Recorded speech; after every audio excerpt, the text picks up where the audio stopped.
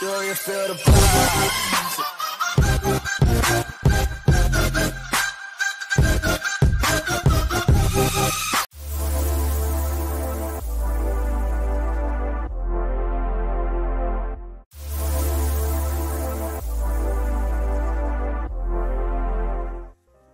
Assalamualaikum warahmatullahi wabarakatuh. Pada Bapak dosen dan teman-teman yang menonton video ini, semoga kalian semua selalu dalam keadaan sehat walafiat. Pada kesempatan kali ini, saya dan teman-teman saya ingin memberikan atau menjelaskan materi terkait dengan ketatanegaraan yang ada di Indonesia, yaitu lebih khususnya mengenai KPK, yang dimana yang kita tekankan pada video ini adalah mengenai perubahan status dari KPK yang tadinya independen menjadi lembaga eksekutif negara. Yang nantinya dalam video ini ada beberapa poin. Yang pertama ada latar belakang, ada juga mengenai dasar pembentukan, ada juga mengenai perubahan awal dan perubahan yang kedua, yang nantinya akan dijelaskan oleh saya sendiri dan juga teman-teman saya. Pada materi awal yang saya sampaikan kali ini mengenai latar belakang berdirinya Komisi Pemberantasan Korupsi atau yang sering kita dengar sebagai KPK. Jadi saya di sini akan menjelaskan beberapa poin-poin mengenai latar belakangnya dan juga ada beberapa singgungan mengenai status KPK yang tadinya independen menjadi lembaga eksekutif negara. Yang pertama adalah mengenai latar belakangnya, tentunya KPK atau Komisi Pemberantasan Korupsi adalah lembaga negara yang dibentuk dengan tujuan meningkatkan daya guna dan hasil guna terhadap upaya pemberantasan tindak pidana korupsi. Komisi ini didirikan berdasarkan kepada Undang-Undang Republik Indonesia Nomor 30 Tahun 2002 mengenai Komisi Pemberantasan Tindak Pidana Korupsi. Lalu dalam pelaksanaan tugasnya, KPK berpedoman kepada 5 asas, yaitu kepastian hukum, keterbukaan, akuntabilitas, kepentingan umum, dan proporsionalitas. Nah, yang perlu kita ketahui, KPK ini, lembaga ini didirikan resmi menjadi Komisi Pemberantasan Korupsi itu pada masa Presiden Ibu Megawati Soekarno Putri. Yang dimana pada saat-saat sebelumnya lembaga ini sudah ada namun belum memiliki lembaga resmi yang ada sampai saat ini, yaitu KPK. KPK bertanggung jawab kepada publik dan menyampaikan laporannya secara terbuka dan berkala kepada Presiden Indonesia, Dewan Perwakilan Rakyat, Badan Pemeriksa Keuangan, dan yang lainnya. KPK dipimpin oleh pimpinan KPK yang terdiri atas 5 orang, sebagai ketua yang merangkap juga sebagai anggota, dan 4 orang wakil ketua merangkap anggota juga. Pimpinan KPK memegang jabatan selama kurang lebih 4 tahun dan dapat dipilih kembali hanya untuk sekali masa jabatan. Dalam pengambilan keputusan, pimpinan KPK bersifat kolektif kolegial. Ketua KPK saat ini adalah Firly Bahuri yang menjabat sejak 20 Desember 2019. Yang perlu kita ketahui dalam pembentukan KPK ini atau Komisi Pemberantasan Korupsi itu dasarnya terdapat dalam Undang-Undang Nomor 30 Tahun 2002 pada pasal 2 di situ dinyatakan dengan undang-undang ini dibentuk Komisi Pemberantasan Tindak Pidana Korupsi yang untuk selanjutnya disebut Komisi Pemberantasan Korupsi. Pada pasal 3 dijelaskan bahwa Komisi Pemberantasan Korupsi ini adalah lembaga negara yang melaksanakan tugas dan wewenangnya bersifat independen dan bebas dari pengaruh kekuasaan manapun atau apapun. Peran KPK seperti yang dijelaskan dalam undang-undang adalah seperti trigger mechanism, yaitu mendorong atau sebagai stimulus agar upaya pemberantasan korupsi oleh lembaga yang telah ada sebelumnya menjadi lebih efektif dan lebih efisien. Mengenai pembentukan Komisi Pemberantasan Korupsi ini, dasar hukumnya yaitu pada Undang-Undang Republik Indonesia tahun 30, nomor 30 tahun 2002 tentang Komisi Pemberantasan Tindak Pidana Korupsi. Lalu juga ada Kepres RI nomor 73 tahun 2003 tentang pembentukan panitia seleksi calon pimpinan Komisi Pemberantasan Tindak Pidana Korupsi. Terus juga ada PPRI nomor 19 tahun 2002 tentang tim gabungan pemberantasan tindak pidana korupsi. Lalu juga ada undang-undang ya. Undang-undang itu yang berlaku yaitu pada Undang-Undang Republik Indonesia nomor 28 tahun 1999 tentang penyelenggaraan negara yang bersih dan bebas dari KKN. Terus ada Undang-Undang Republik Indonesia nomor 31 tahun 1999 tentang pemberantasan tindak pidana korupsi. Lalu ada lagi mengenai Komisi Pemberantasan Korupsi juga mengenai Undang-Undang Republik Indonesia nomor 20 tahun 2001 tentang perubahan atas Undang-Undang nomor 31 tahun 1999 tentang pemberantasan tindak pidana korupsi. Ada lagi di situ disebutkan juga di dalam Undang-Undang Republik Indonesia nomor 25 tahun 2003 tentang perubahan atas Undang-Undang nomor 15 tahun 2002 tentang tindak pidana pencucian uang.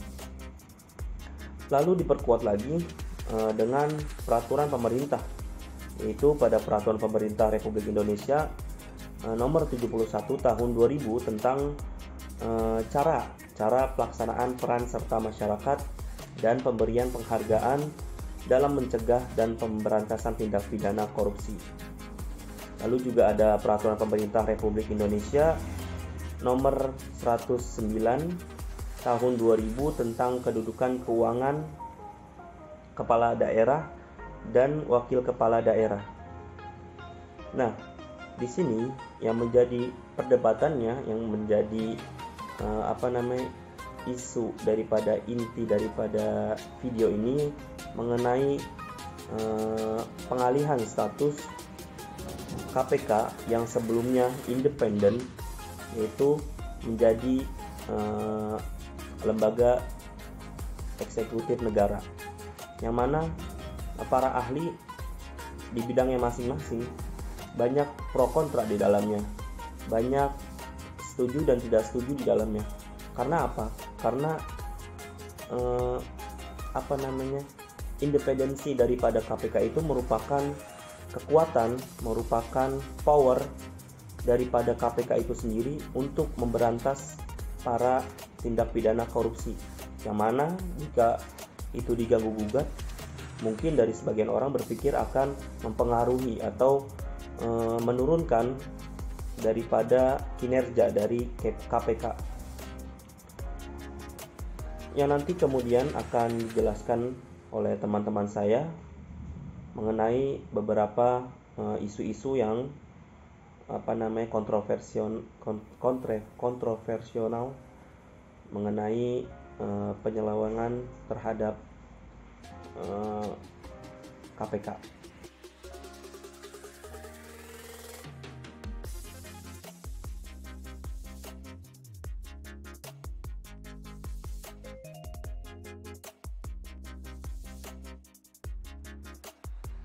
Kita membahas tentang sejarah dan latar belakang berdirinya KPK, kita bisa bertanya, apakah selama rentang waktu yang panjang sejak 2002 sampai sekarang Undang-Undang KPK mengalami perubahan?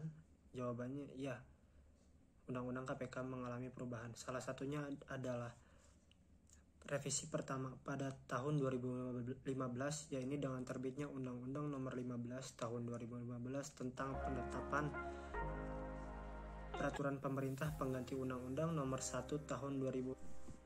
Apa yang melatar belakangi revisi ini? Revisi ini dibuat untuk sebagai controlling terhadap KPK, lalu evaluasi atas kinerja KPK selama beberapa tahun sejak didirikannya pada tahun 2002. Apakah ada perubahan yang signifikan dengan revisi ini? Secara hukum ketatanegaraan, kita tidak bisa melihat bahwa hal tersebut sangat berpengaruh pada praktik ketatanegaraan, karena dalam Undang-Undang Nomor 15 Tahun 2015 ini, pada revisi pertama, kita tidak melihat bahwa adanya perubahan yang tentang status kepegawaian KPK, yang mana pada pasal 3 disebutkan bahwa KPK adalah lembaga independen yang tidak di bawah naungi lembaga kekuasaan apapun.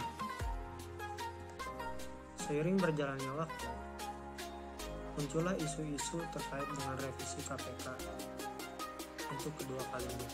Yakni pada tahun 2019, DPR mengetuk dan mengesahkan secara paripurna adanya revisi Undang-Undang KPK yang kedua. Revisi tersebut lalu membuahkan undang-undang, yakni Undang-Undang Nomor 19 Tahun 2019 tentang perubahan kedua atas Undang-Undang Nomor 30 Tahun 2002 tentang KPK. Sejak munculnya isu bahwa akan ada revisi Undang-Undang KPK, berbagai elemen masyarakat seperti mahasiswa, buruh, para pekerja keras, para pekerja kasar, pegawai kantoran, banyak juga yang memprotes atas apa yang diputuskan oleh DPR. Sebenarnya mau dikemanakan KPK ini?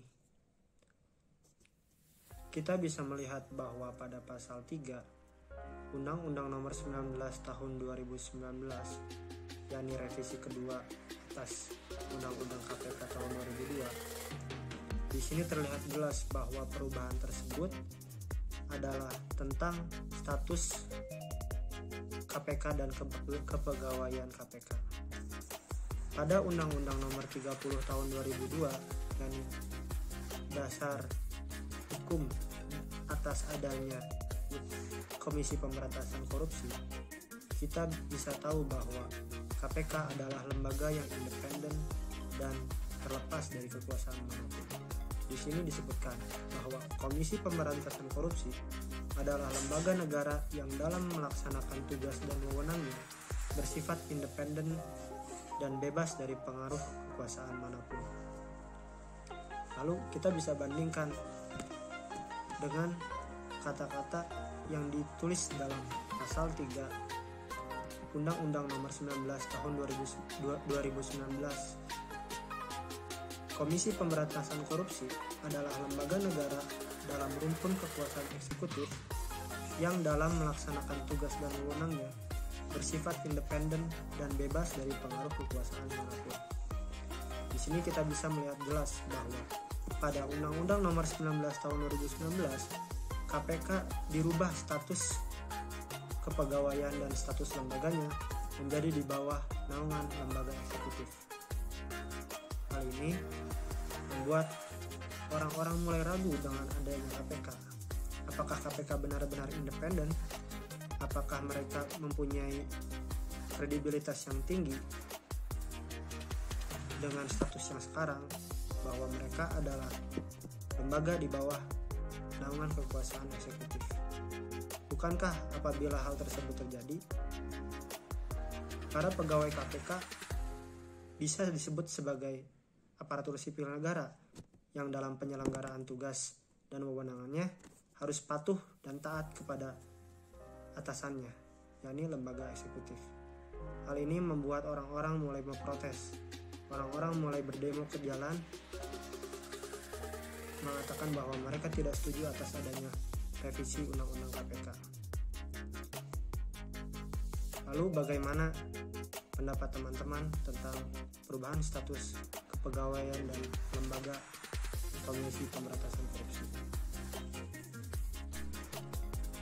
Dengan berbagai banyak kecaman dari masyarakat atas revisi Undang-Undang KPK ini, kita bisa melihat bahwa ada pertarungan antara DPR dengan masyarakat.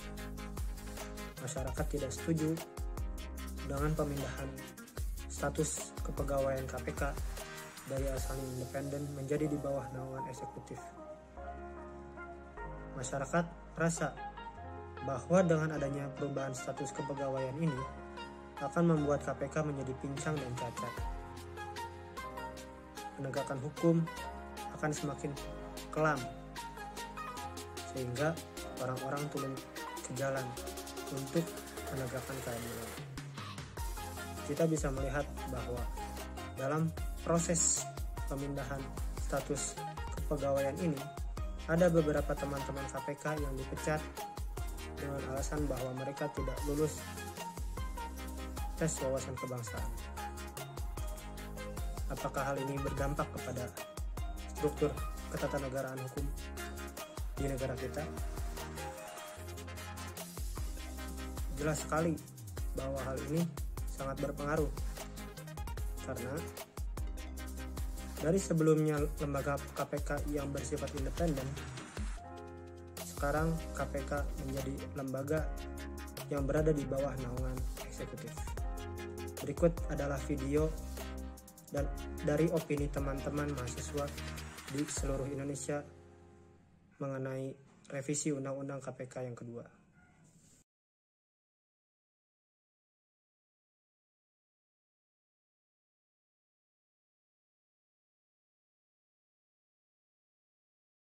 Bagaimana pendapat Anda tentang revisi Undang-Undang KPK yang dilakukan oleh DPR? Menurut saya sangat tidak setuju, dikarenakan jika anggota KPK sudah di dalam revisi undang-undang itu, karyawan KPK sudah menjadi salah satu anggota negara ASN, yang bisa disebut ASN. Jadi sudah tidak ada yang namanya kenetralan lah. Jadi karena itu di bawah eksekutif, jadi menurut saya mungkin bisa jadi sudah dibumbui oleh pejabat-pejabat eksekutif seperti itu. Jadi saya sangat tidak setuju.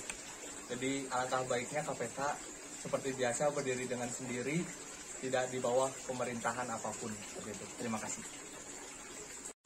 Bagaimana pendapat Anda tentang revisi Undang-Undang KPK yang dilakukan oleh DPR?